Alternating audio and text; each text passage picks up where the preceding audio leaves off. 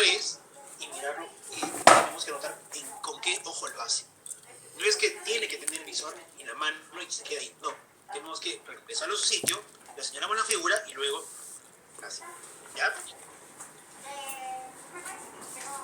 Cuando estamos hablando de la evaluación, ya es de la siguiente manera.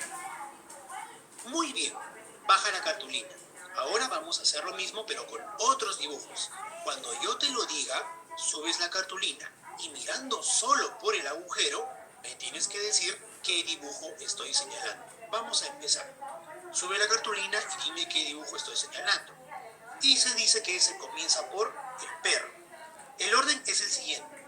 Perro, casa, bebé, pelota y lápiz. Voy a sacar la lámina un momentito para explicarles cómo es el orden.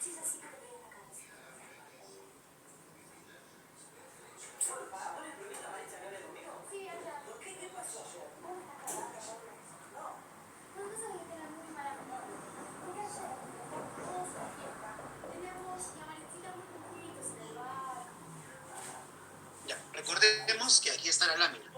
Entonces, lo que vamos a hacer es señalar el perro, luego la casa, luego el bebé, luego la pelota y luego el lápiz.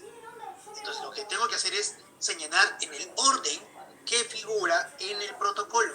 Aquí está el orden de las figuras que tenemos que señalar y luego el niño tendrá que utilizar el visor y tendremos que anotar con qué ojo lo realiza. Bien, sigamos. Obviamente que estamos hablando de lateralidad ocular o visual. Por ejemplo, aquí ustedes pueden ver lateralidad ocular, lateralidad manual y lateralidad podal. Aquí debemos anotar con qué pie y con qué mano lo hizo. Derecha, izquierda, qué ojo, derecha, izquierda. Aquí están las diferentes tareas, que es transversal a toda la prueba.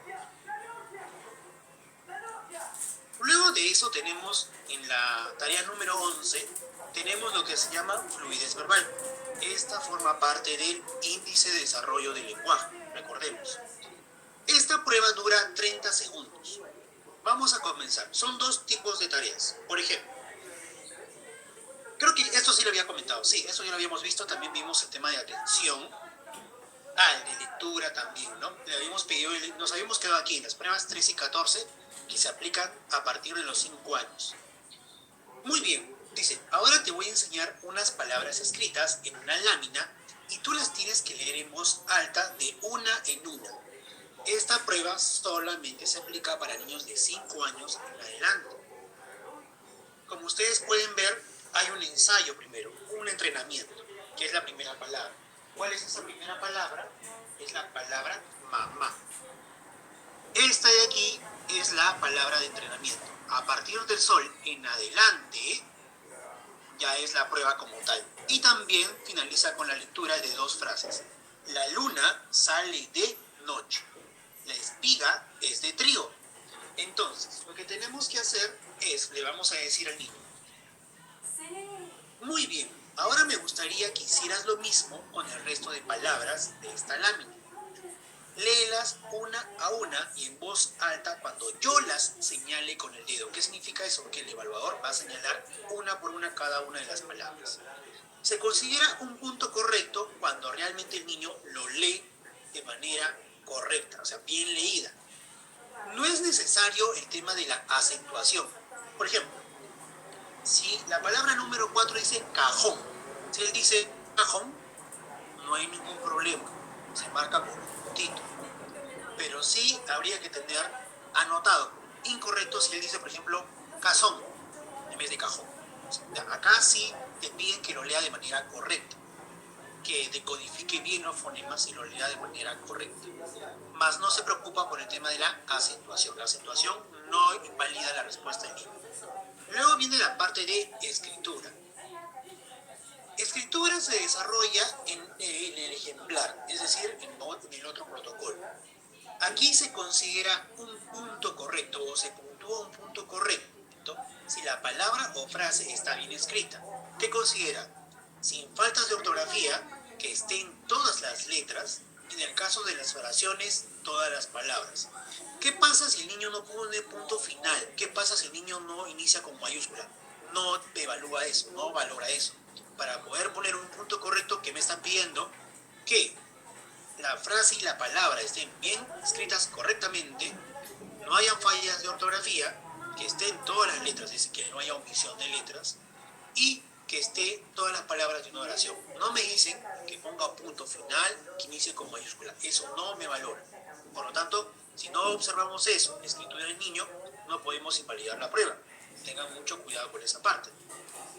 Al igual que la prueba de lectura, en escritura comenzamos desde el ítem, comenzamos desde un entrenamiento y luego vamos bajando con el ítem 1, 2 y así sucesivamente.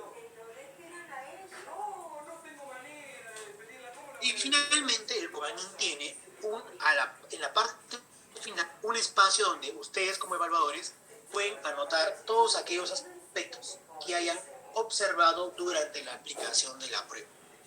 Vamos a volver a la diapositiva. A ver, un momentito. Sí, aquí está.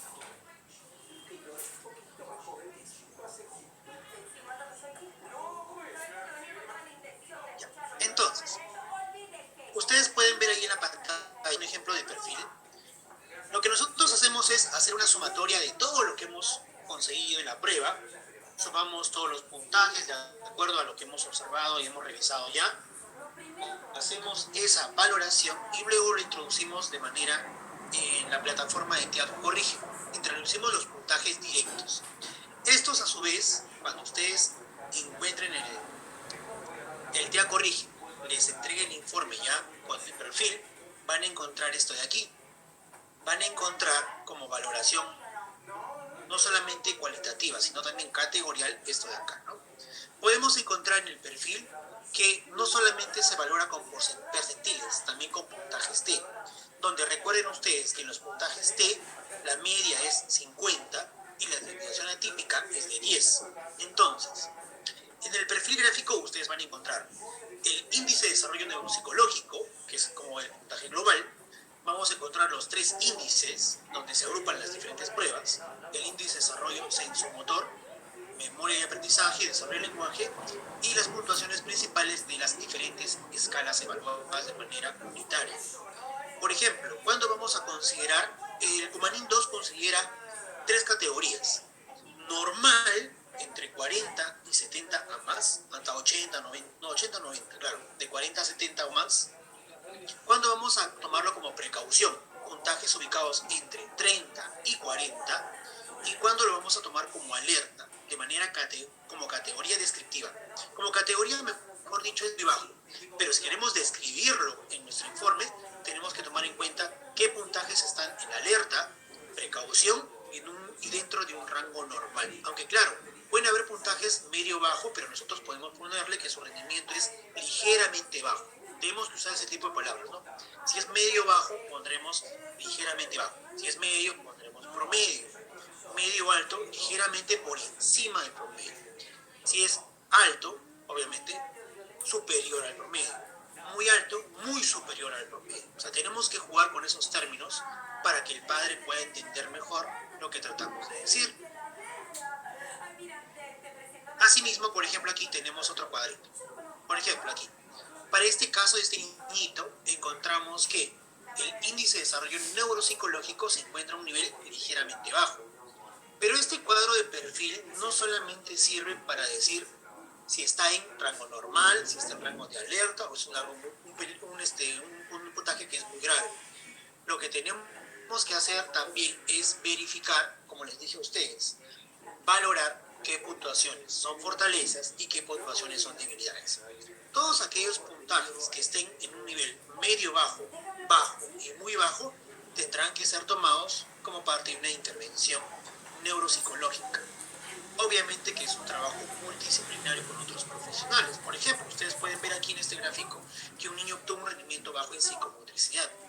Entonces, nosotros como especialistas sí podríamos desarrollar algunas tareas, pero sería adecuado poder derivar a un especialista en terapia física que pueda trabajar de manera más profunda y exhaustiva esta área. No digo que el neuropsicólogo no lo pueda hacer, lo puede hacer como parte de su plan de intervención, pero también habría que solicitarle a la madre de familia: señora, yo le sugiero que su hijo sea evaluado por un especialista en terapia física para ver qué otras necesidades puede tener, ¿ya? Por eso también es importante este perfil gráfico, no solamente para categorizar un puntaje, no solamente de uso, no solamente para establecer puntos fuertes y puntos débiles, sino también para poder decirle al padre de familia a qué especialista tiene que ir, dónde le pueden brindar mayor recursos y cumplir, o por así decirlo, responder a las necesidades de nuestro paciente en ese entonces. Por ejemplo, en este caso que hemos encontrado, esto también te arroja el perfil en la edición de Tea Correa. Te permite mencionar cuáles son los puntos fuertes, las áreas de mejora. Yo sugiero que en su cuadro, yo hasta el momento sigo manejando mi cuadrito de perfil, que es fortalezas y debilidades.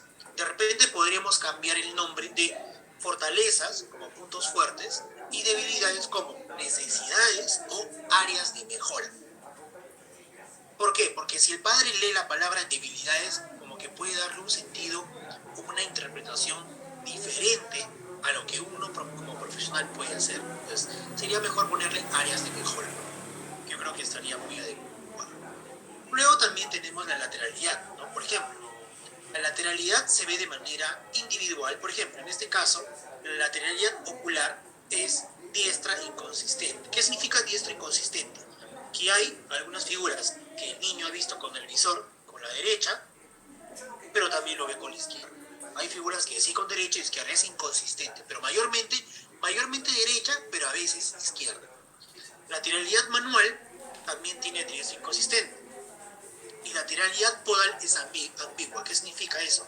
Cuando en el perfil de lateralidad tú vas a ver que hay tantas actividades hechas con el pie izquierdo como tantas actividades hechas con el pie derecho, que es lo que el Cumaní también en la edición anterior también tenía.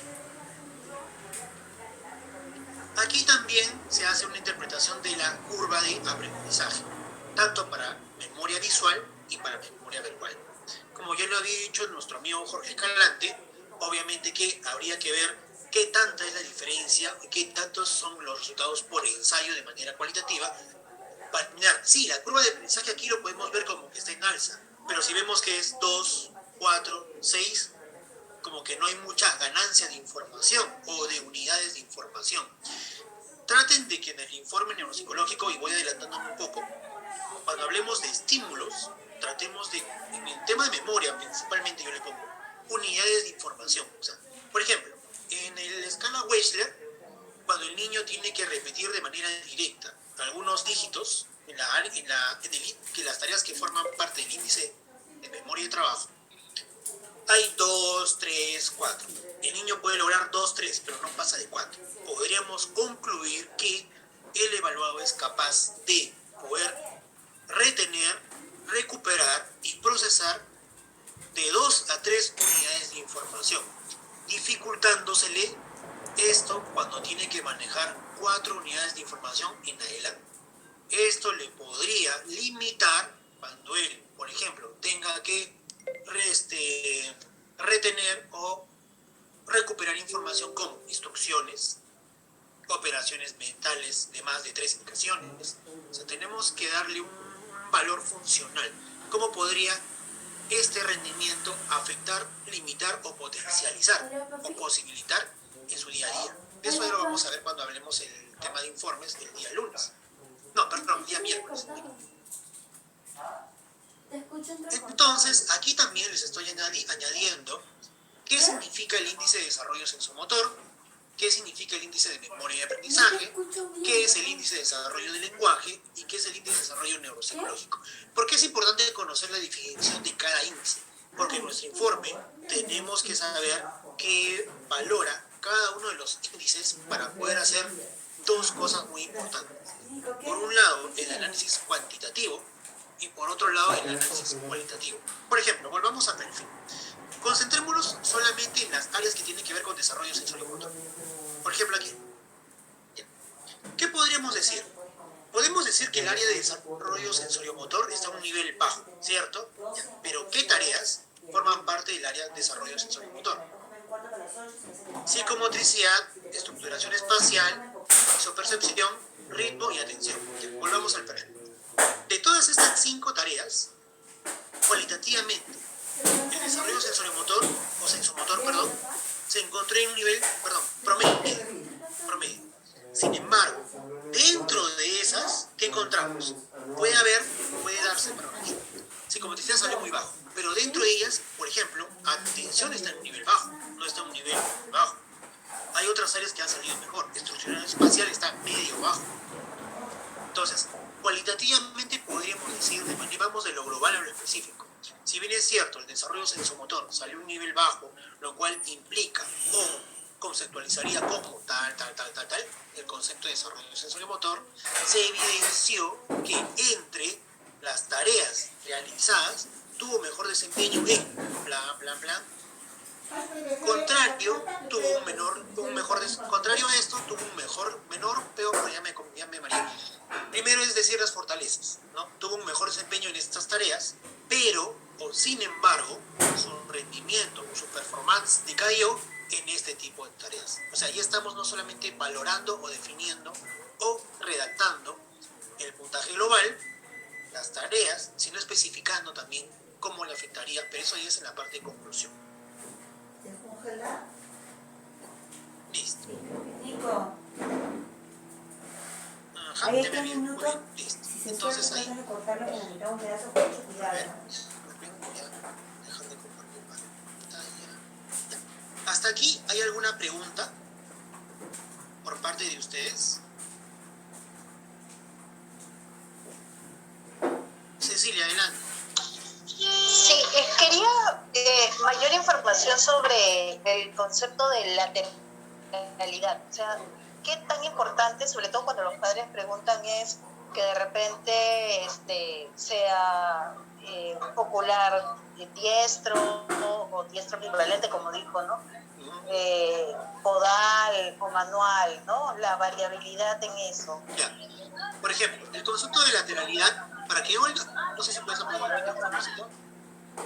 Ya. El concepto de lateralidad, según el manual, menciona que es un proceso muy importante, no solamente para la lectura y otras actividades más. Cuando el padre tenga que preguntarnos o decirnos, porque generalmente los padres saben que hay una preferencia manual derecha, izquierda. Lo que los padres a veces ignoran es que hay una lateralidad podal y una lateralidad ocular, pero sí saben de la preferencia manual derecha, izquierda, diestro, zurdo, eso lo tienen clarísimo. Cuando el padre te pregunte, ¿pero por qué usted considera si un niño tiene una lateralidad, por ejemplo, ambigua en el tema podal, en qué podría afectar? ¿Tiene que afectar en algún momento o a qué se debe? Ahí Portellano lo que dice es que recomienda que tendríamos que ver psicología evolutiva, o sea, hasta qué edad ya está establecida la lateralidad en un niño. Si encontramos que hay una lateralidad ambigua, ya sea por el tema manual, modal, y ese niño pues ya tiene mayor edad, o tiene 7 años, o 6 años, perdón, ya habría que decirle al padre de familia, ¿sabe qué? Se sugiere que usted pueda consultar con un especialista para que le puedan hacer una valoración mayor de lo que se ha encontrado, ya que nosotros primero no somos especialistas en esa área, pero va a servir para que esta persona o este padre de familia interesado pueda ir a un especialista y le pueda brindar mayor información. Ahora, ¿cuál es la posible explicación de ello? Como dijo Portellano ha comentado que podría deberse a una deficiencia, una inmadurez neuropsicológica o inmadurez cognitiva. También podríamos decir al padre de familia, esto podría ser, si es que no hay mayores antecedentes, obviamente. Si es que no hay antecedentes como que, tuvo no, él es diagnosticado con síndrome de alcoholismo fetal, que es un trastorno del neurodesarrollo también, ya tendríamos que darle una explicación mayor, ¿no? So, lo que pasa es que en el momento del neurodesarrollo, entre los 2 y 4 meses que se desarrolla tal proceso, probablemente explicaría una afectación en esta área, lo cual va a implicar que tenga dificultades, uno, para actividades psicomotoras, coordinación, marcha, desplazamiento. No sé si me dejo entender, Cecilia. Sí. ¿Ya? Selene pregunta lo siguiente. ¿Ya no tiene relevancia aplicar el Cumanín? ¿Recomendaría usted? Bueno, te sugiero que sí. Sería más importante poder tomar el Cumanín 2.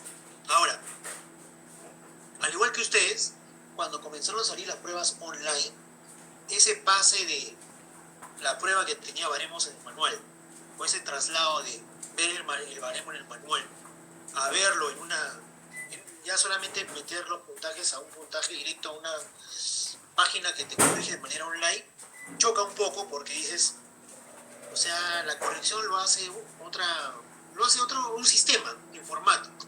Entonces, el perfil que arroja solamente son datos estadísticos.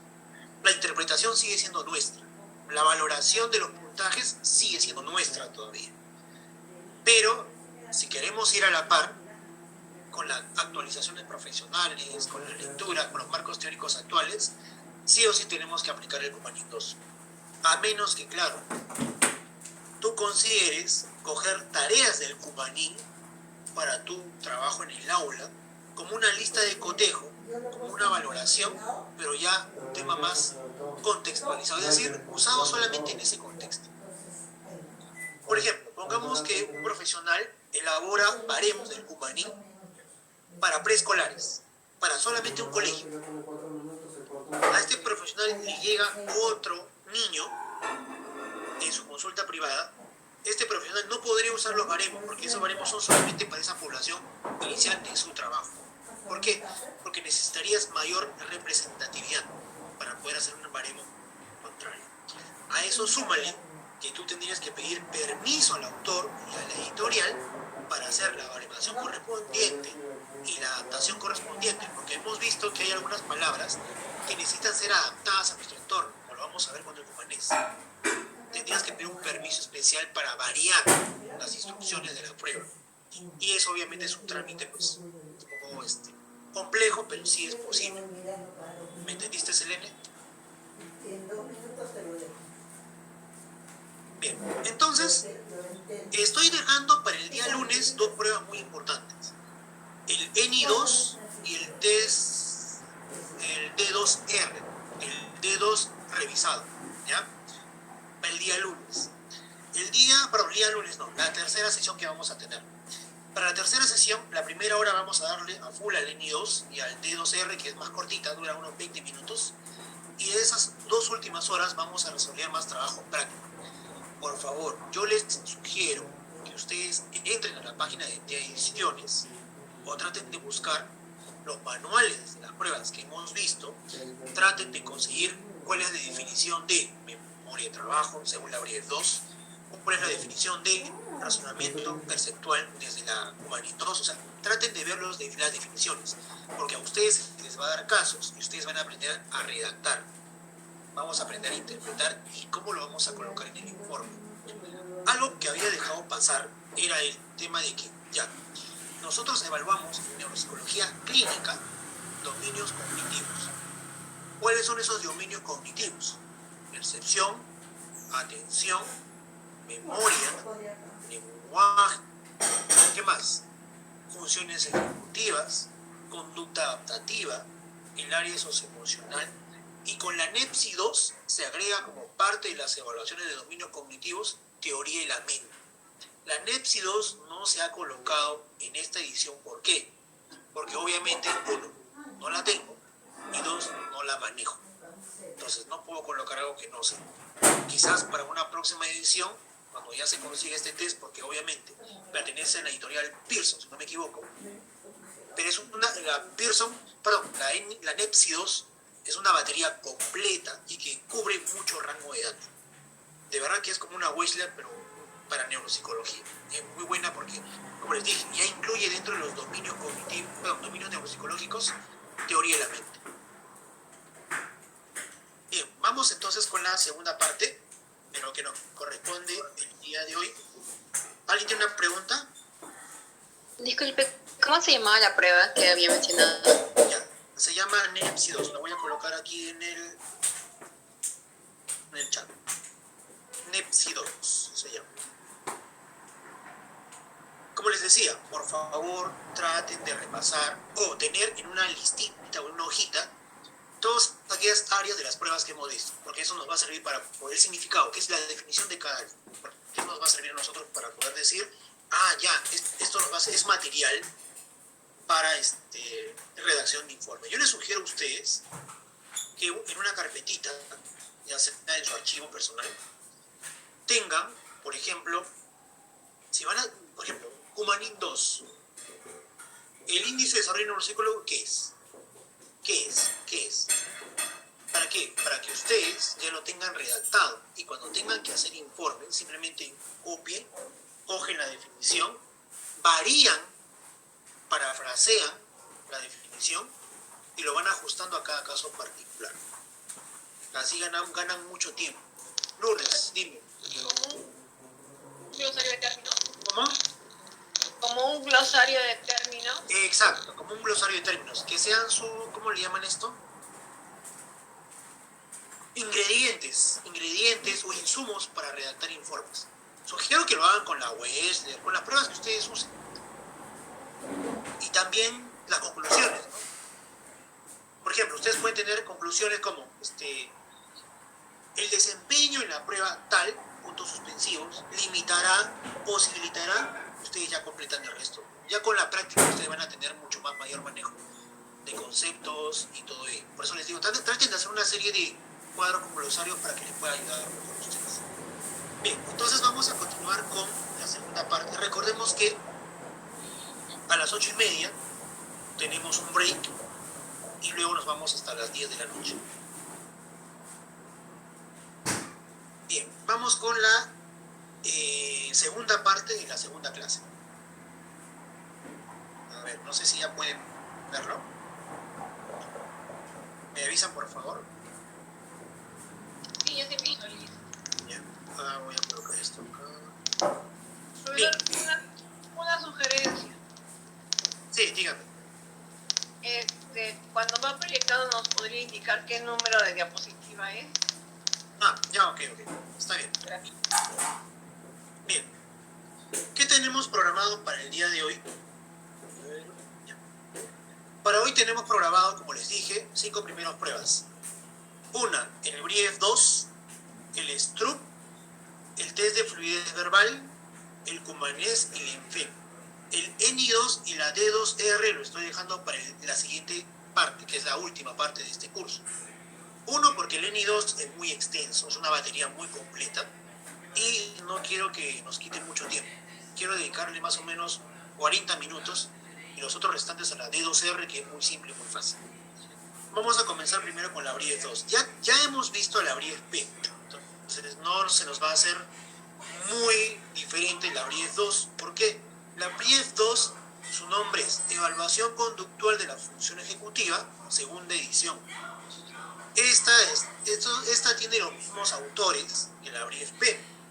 Se hizo una adaptación española en el 2007 por María Jesús Maldonado, de la Concepción Urniana Castillo, Rosario Martínez Arias. Este nombre, Rosario Martínez Arias, es un nombre conocido, también está en la Cumanía. Javier González Márquez, Juan Manuel Espejo Saavedra Roca y Pablo Santamaría. Todos ellos forman parte del departamento de IDI de TEA Publicaciones. Es de manera individual. En esta ocasión sí tenemos dos protocolos diferenciados. Voy a dar un momentito, voy a separar para mostrar.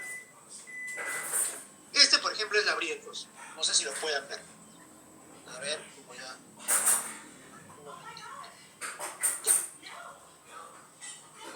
Esta es la Brief 2.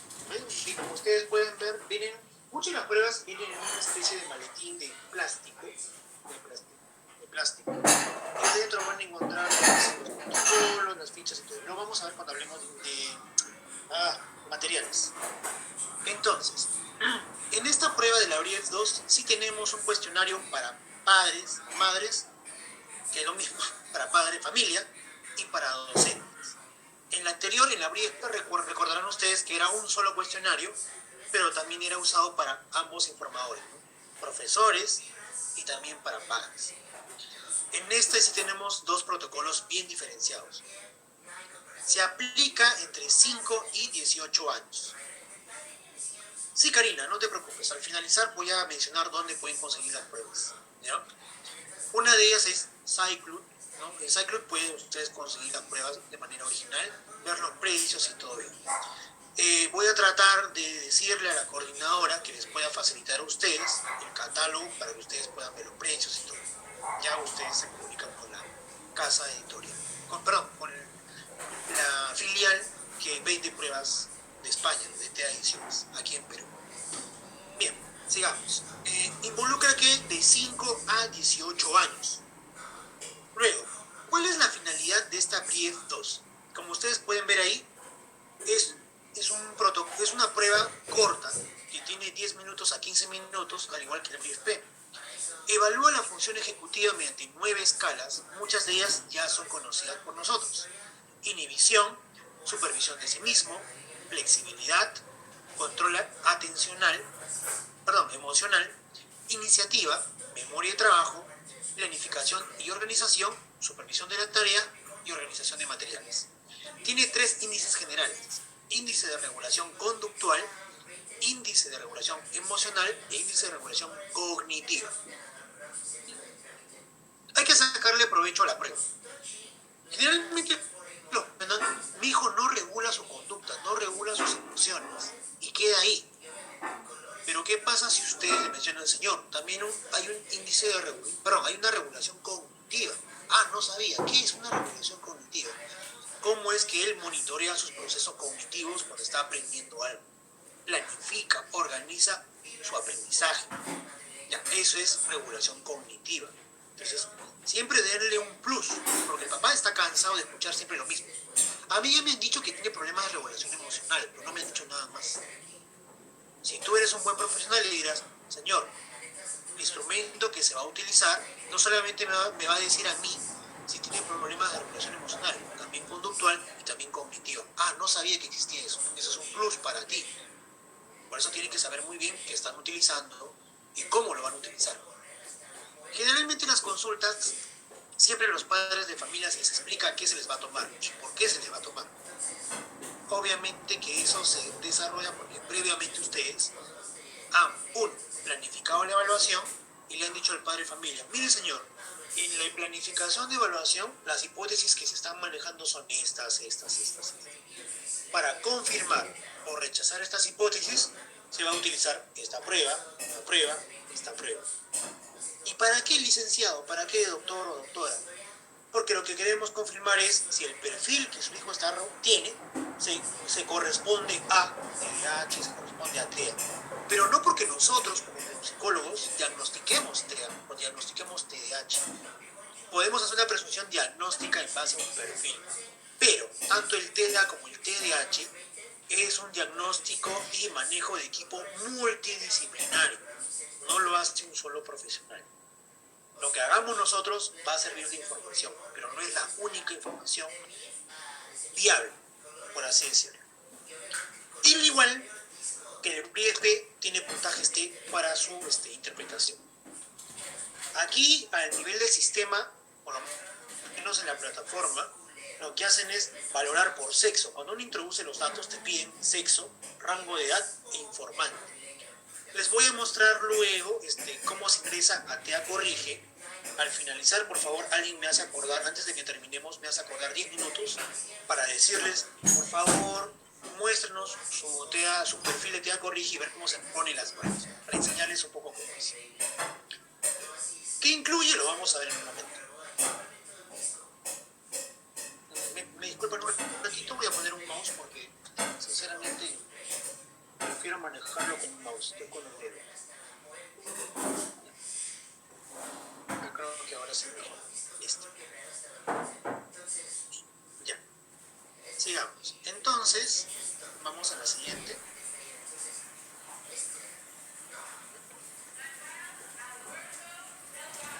Ahora sí. Listo.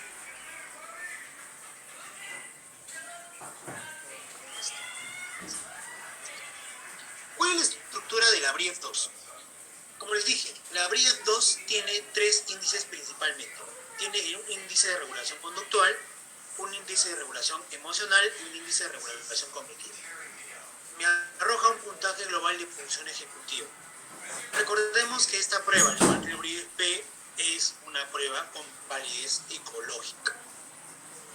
No estamos observando un proceso cognitivo con tareas de ejecución. Estamos observando un proceso cognitivo a través de conductas, desde un enfoque conductual. Ahora, por ejemplo, si ustedes van a ser neuropsicólogos, traten de no usar términos que usaría cualquier psicólogo. Por ejemplo, sí, tiene problemas de atención sostenida sin actividad. Pero para que tú consideres que un niño tiene problemas de atención, tienes que tener dos puntos muy importantes. Omisión, errores de omisión y errores de comisión. ¿Qué son? Busquen. Me gustaría que ustedes investiguen. ¿Qué son errores de comisión y errores de omisión? Generalmente los niños que tienen problemas de atención tienen este tipo de errores cuando tienen que buscar, por ejemplo, en tareas como búsqueda de símbolos o buscar las figuras que sean iguales a este modelo. Busquen. Esta, a diferencia de la URIEF-P, tiene 3 escalas de validez. Tiene 3 escalas. Sí, muy bien, Tania. Errores de comisión y omisión. Búsquenlo en la literatura. No se queden solamente con el modelo de Solver y Matter y el modelo jerárquico clínico de la atención. Va más allá. Y también otro término muy importante es tareas de ejecución continua. Así como otro término muy importante es tareas go-no-go.